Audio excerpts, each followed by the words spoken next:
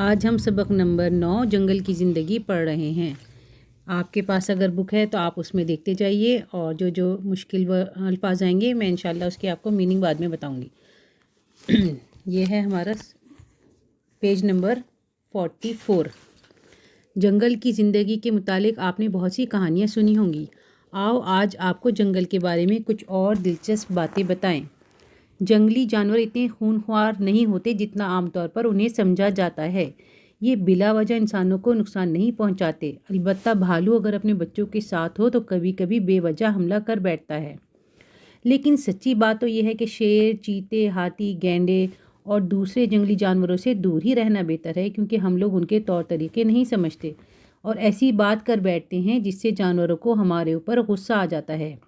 یہ جانور جنگل کے باسی ہیں، یہ جس ماحول میں رہتے ہیں وہاں خودرو پیڑ پودے، گھاس پھوس اور جھاڑیاں کثرت سے ہوتی ہیں۔ جنگل میں طرح طرح کے کیڑے مکوڑے، چڑیاں اور جانور پائے جاتے ہیں۔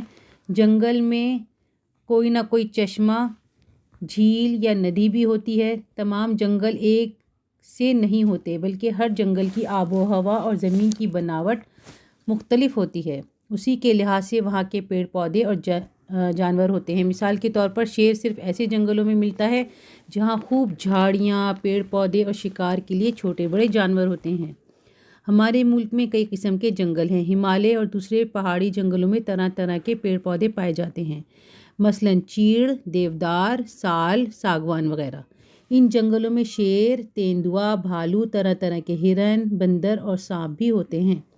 میدانی جنگل ہمالیہ کے دامن سے شروع ہو کر وادیوں میں دور دور تک پھیلے ہوئے ہیں۔ ان جنگلوں میں گھنے، اونچے اور چوڑے پتوں والے درخت جیسے ڈھاک وغیرہ ہوتے ہیں۔ یہاں پہاڑی علاقوں کی طرح پانی کی افراط ہوتی ہے، جانور بھی اوپری حصوں سے آتے جاتے رہتے ہیں۔ ریگستان میں پانی کی کمی ہوتی ہے، ان میں صرف وہی پیڑ پودے اور جانور پائے جاتے ہیں جنہیں پانی کی بہت کم ضرورت ہوتی ہے۔ زیادہ تر کانٹے دار بے پتی کے پیڑ پودے ہوتے ہیں جیسے ناگ پھنی، ببول وغیرہ۔ یہاں اونٹ، ببر شیر، لنگور، سانپ اور گرگٹ جیسے جانور ملتے ہیں۔ زیادہ تر جانوروں کو پودوں سے غذا ملتی ہے۔ کچھ جانور ایسے بھی ہوتے ہیں جو دوسرے جانوروں کا شکار کر کے ان کا گوشت کھاتے ہیں، جیسے شیر، چیتا وغیرہ۔ چرندوں سے یہ فائدہ ہے کہ وہ جنگل کے پیڑ پودوں کو کھاتے رہتے ہیں۔ اگر ایسا نہ ہو تو جنگل اتنے گھنے ہو جائیں کہ ان میں روشنی، ہوا اور پانی کی کمی ہو جائے اور پیڑ پودے مر جائیں۔ دوسری طرف اگر درندے نہ ہوں تو چرند اتنے ہو جائیں گے کہ سارا کا سارا جنگل کھا کر ختم کر دیں گے۔ چڑیاں جنگلوں کے لیے ضروری ہیں، اس لیے کہ ان کی وجہ سے کیڑے مکوڑے کم ہوتے رہتے ہیں اور وہ بیجوں کو بھی بکھیرتی ہیں۔ ان کی بیٹ کی وجہ سے جنگل زرخیز ہوتے رہتے ہیں۔ غرض ہر جانور، ہر پودا جنگل کی زندگی کے لیے اپنی اپنی جگہ پر ضروری ہے۔ کسی زمانے میں ہمارے ملک میں بہت جنگل تھے، مگر اب آبادی کے بڑھنے، شہروں کے آباد ہونے، کھیتی باڑی اور کارخانوں میں اضافے کی وجہ سے جنگل کٹتے جا رہے ہیں۔ جنگلوں کی وجہ سے آب و ہوا اچھی رہتی ہے، ہوا میں آکسیجن کی کمی نہیں ہوتی اور بارش خوب ہوتی ہے، باڑھ کی تیزی کم ہوتی ہے۔ اس کے علاوہ جنگلوں میں طرح طرح کی جڑی بوٹیاں، عمارتی لکڑی، شہد، گوند، کوئلہ، لاکھ، ربر، کاغذ بنانے کی لکڑی، تارپین کا تیل اور اسی طرح کی بے شمار چیزیں حاصل ہوتی ہیں۔ یہ وہ ضروری چیزیں ہیں جن کے بغیر ہماری زندگی مکمل نہیں ہوتی۔ غرض جنگل ہماری زندگی کے لیے بہت ضروری ہیں۔ ان کے مشکل الفاظ کی میننگ بتا دیتی ہوں میں آپ کو۔ خون خوار کا مطلب ہے چیر پھاڑ کرنے والا، بلا وجہ، بغیر کسی وجہ کے۔ باسی، رہنے والے۔ خودرو کا مطلب جو پیڑ پودے خود اگ جاتے ہیں، جن کی مطلب ہمیں دیکھ بھال کرنا، پانی دینا ضروری نہیں ہے، وہ خود اگ جاتے ہیں۔ اور جھاڑیاں ہوتی ہیں جیسے بشز ہم ہندی میں انگلش میں کہتے ہیں۔ آب و ہوا کا مطلب ایٹماسفیئر، موسم۔ بناوٹ جیسے وہ مطلب بنی ہوئی ہے، زمین کہیں سے کیسی ہے، کہیں سے کیسی، الگ الگ طریقے سے بنی ہوئی ہے۔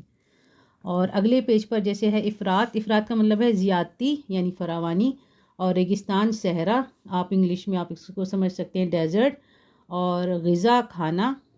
اس کے بعد ہے چرند۔ درند جو ہے نا، درند ایسے جانور ہیں جو خونخوار ٹائپ کے ہوتے ہیں اور سب جانوروں کو کھاتے ہیں۔ اور چرند وہ جانور ہیں جو صرف نقصان نہیں پہنچاتے، بس گھاس پھوس کھاتے ہیں، چھوٹے موٹے جانوروں کو کھاتے ہیں، زیادہ مطلب خطرناک قسم کے نہیں ہوتے۔ اب جیسے چرند، پرند، درند، یہ 3 ورڈ ہو گئے۔ پرندے بھی ہوتے ہیں اور درندے اور چرند۔ اس کے بعد ہے زرخیز. زرخیز کا مطلب ہے اپجاؤ، جہاں کھیتی باڑی اچھی ہوتی ہو. اور آب و ہوا کا مطلب موسم، ایٹماسفیئر. باڑھ مطلب سیلاب آنا، فلڈ آنا. جڑی بوٹیاں بہت سی کارآمد چیزیں ہوتی ہیں جن سے مطلب دوائیاں اور چیزیں بنائی جاتی ہیں، ہربل چیزیں جو ہوتی ہیں.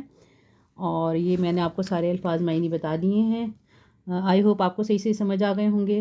اور چلیں ہم آپ کو آگے کا کام کرائیں گے. اللہ حافظ.